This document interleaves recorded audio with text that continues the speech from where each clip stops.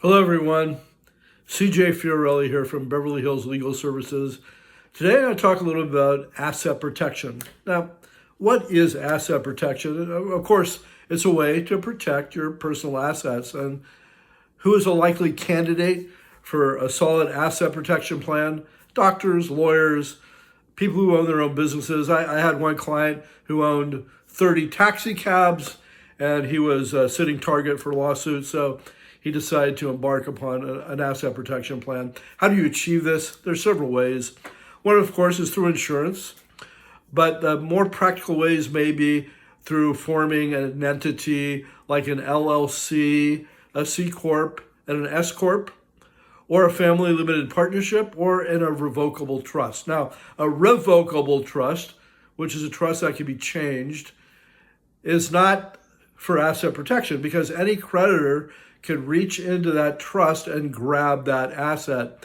And that's one of the reasons that it's a very bad idea to put your vehicle into a revocable trust, because if you got into a car accident and it was your fault, then whoever sues you can reach into the trust, grab your house or your bank accounts, whatever's in the trust.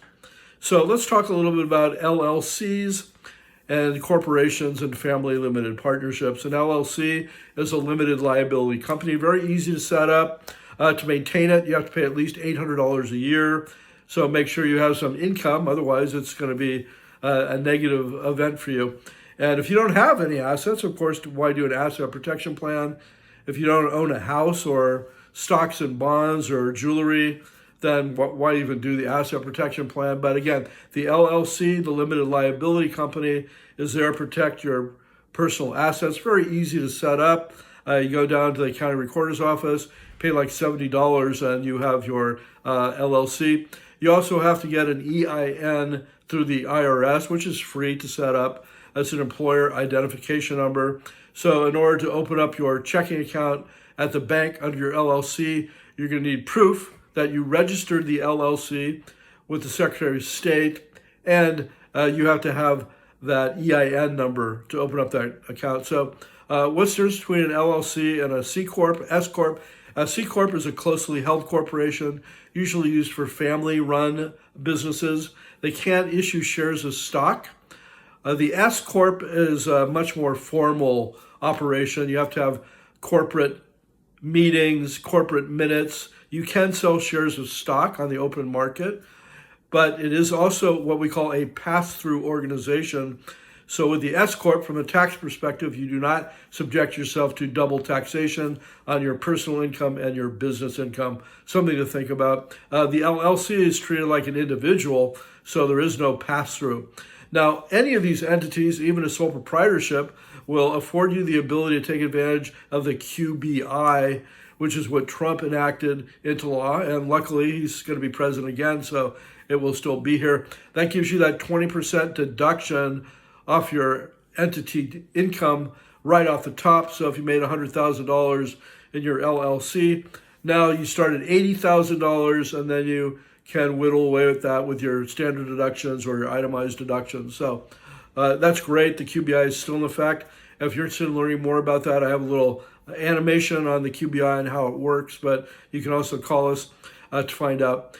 Now, the S Corporation, the C Corp, the LLC, again, you set those up through the Secretary of State. You need an EIN number and proof of registration to open up your LLC, S Corp, or C Corp account. If you go into Shark Tank, they're going to want you to be an S Corp, or if you are attracting an angel investor, you're going to want an S Corp. What is a family limited partnership? This is a brilliant way of executing an asset protection plan.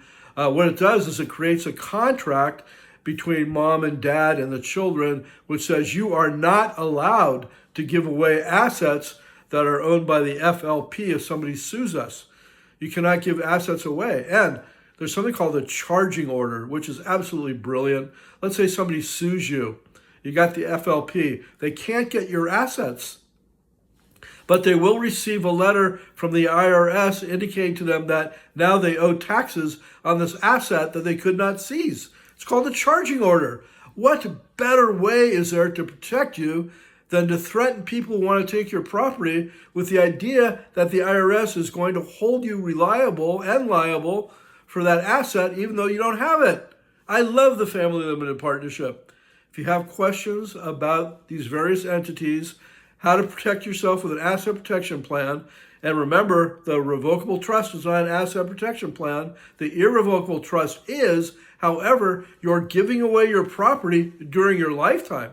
I had one client who was a doctor who gave away his family home through his children in an irrevocable trust. Guess what happened? The kids evicted him, and they could because now they own the property. Irrevocable happens during your lifetime. A living trust happens after your death, which they're kind of misnamed because the irrevocable trust should be the living trust and the revocable trust should be after death trust. But nonetheless, asset protection, family limited partnership, LLC, S Corp, C Corp, not a revocable trust, an irrevocable trust.